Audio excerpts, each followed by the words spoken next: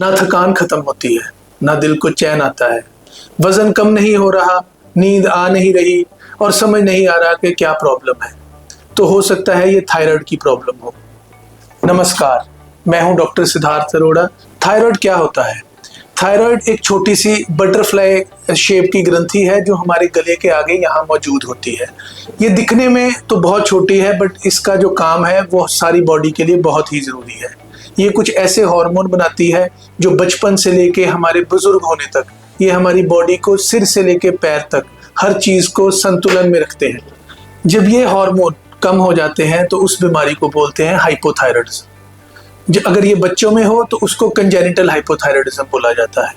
बच्चों में अगर थायराइड की हार्मोन की कमी हो तो हाइट बढ़ने में प्रॉब्लम आती है, इवन के दिमाग डेवलप होने में प्रॉब्लम आ जाती है और बच्चे कमज़ोर रह जाते हैं। थायराइड अगर ये बड़े लोगों में प्रॉब्लम आए तो उसके अंदर ये थकान महसूस करता है आदमी, वज़न कम नहीं हो पाता, नींद ठीक से नहीं आती और फीमेल्स में ये मेंसेस की प्रॉब्लम करता है। इस मेंसेस की प्रॉब्लम को हम कई बार कुदरत की प्रॉब्लम मान लेते हैं, बट ऐसा नहीं है। थायराइड अगर ट्रीट किया जाए तो ये पीरियड्स की प्रॉब्लम हम ठीक कर सकते हैं। इन पीरियड की प्रॉब्लम के कारण माँ को गर्भवती होने में प्रॉब्लम आती है।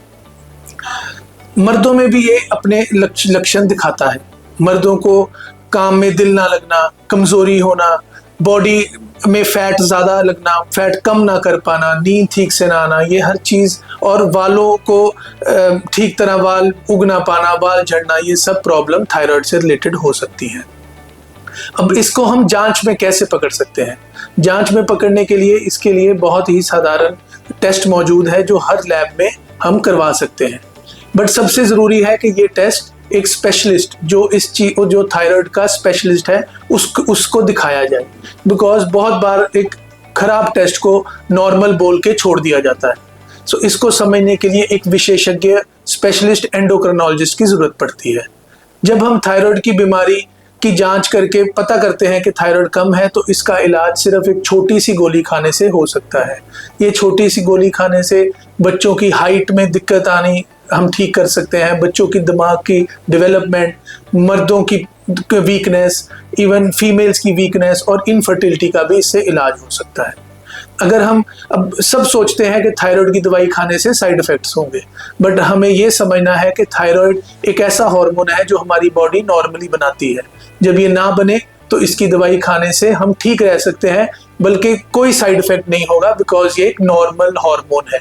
तो इसको समझना ज़रूरी है और दवाई इसकी खानी ज़रूरी है। थायराइड जैसे कम होता है वैसे थायराइड हार्मोन बॉडी में बढ़ भी सकता है। थायराइड बढ़ने से भी बॉडी में कई किस्म की प्रॉब्लम आ सकती है जिनको हम कई बार इग्नोर करते हैं। थायराइड जब बढ़ जाता है तो धड़कन बढ़ती है, वज़न कम होता है, पसीना ज़्यादा आता है, बेचैनी रहती है, नींद नहीं आती, लिवर में प्रॉब्लम हो सकती है। तो ये सब जब प्रॉब्लम हो जाए तो अब हम इनको हाइपरथायराइडिज्म बोलते हैं। हाइपरथायराइडिज्म बच्चों में, बड़ों में, बुजुर्गों में, हर एज में ये हो सकता है। इसको पकड़ना भी बहुत आसान है। एक थायराइड का टेस्ट किया जाता है जो हम थायराइड कम करने के लिए होता है, वो ही हमें थायराइड बढ़ने की प्रॉब्लम बता सकता है। अब थायराइड बढ़ता क्यों है? कई बारी थायराइड के ग्लैंड की इन्फेक्शन हो जाती है, कई बारी थायराइड के ग्लैंड में कुछ नोड्यूल जिसको रसौली बन जाती है, यहाँ वहाँ पर स्वेलिंग हो जाती है जो ज़्यादा हार्मोन बनाता है, या फिर पूरे का पूरा ग्लैंड किसी बॉडी में ऐसे कीटाणु, बॉडी में ऐसे हार्मोन या ऐसी एंटीबॉडी बन जाती है जो हमारे ग्लैंड को ज़्यादा चलाती है। तो हम इनको कैसे इनका इलाज करें? इनका इलाज बहुत आसान है। इसका इलाज दवाई के थ्रू हो सकता है, इसका इलाज रेडियो आयोडीन के थ्रू हो सकता है और कई बार सर्जरी की भी ज़रूरत पड़ सकती है। किस पेशेंट को किस इलाज की ज़रूरत है ये डिसाइड करता है एक विशेषज्ञ एंडोक्राइनोलॉजिस्ट। तो अगर आपको ऐसी कोई भी दिक्कत है तो आप एंडोक्राइनोलॉजिस्ट से मिलिए। अब हम बात करेंगे थायराइड ग्लैंड जब बड़ा हो जाता है, जिसको मेडिकल टर्म में गॉइटर बोलते हैं। बहुत बार ऐसा देखा गया है, हम अपनी प्रैक्टिस में देखते हैं कि पेशेंट्स बहुत डर के माहौल में आते हैं, उनको डरा दिया जाता है कि ये ग्लैंड बड़ा हो गया तो ये कैंसर होगा, बट जबकि 99% चांसेस ऐसे हैं कि वो कैंसर नहीं होगा। हमें समझने की ज़रूरत है कि थायराइड बढ़ना एक उम्र के बाद नॉर्मल चीज़ भी होती है। कई बारी यंग एज में भी इसके अंदर रसौली बन जाती है और पेशेंट को इतना डरा दिया जाता है कि ये थायराइड कैंसर है।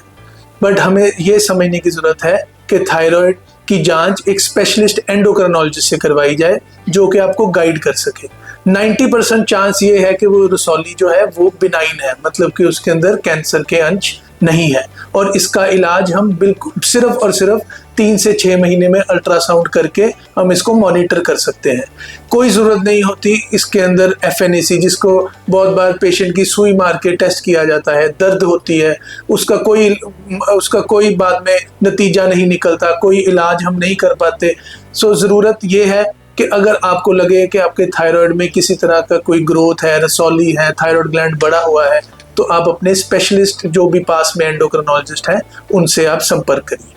अब हम बात करेंगे क्या खाना चाहिए थायराइड की बीमारियों में।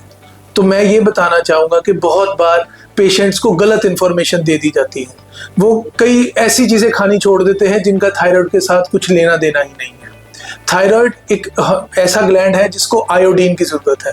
आयोडीन की कमी पूरी करने के लिए 1 चम्मच या आधा चम्मच नमक बहुत होता है।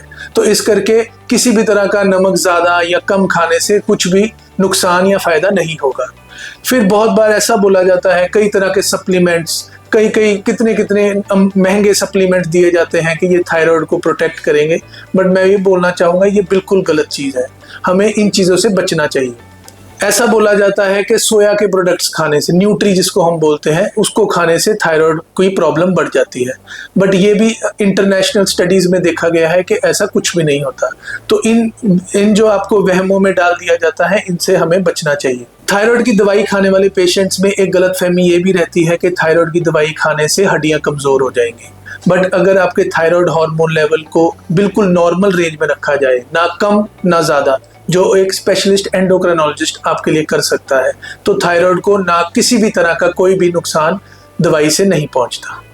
अगर आपको लगता है कि आपको इनमें से कुछ भी लक्षण है या ऑलरेडी आप इन सब बीमारियों से जूझ रहे हैं, तो मैं आपको एडवाइस करूंगा कि आप अपने पास जो भी आपके स्पेशलिस्ट एंडोक्राइनोलॉजिस्ट हैं, जो थायराइड के स्पेशलिस्ट हैं, उनसे आप मिलिए और बेस्ट से बेस्ट आपको सलाह मिले और आपका इलाज अच्छा हो। नमस्कार।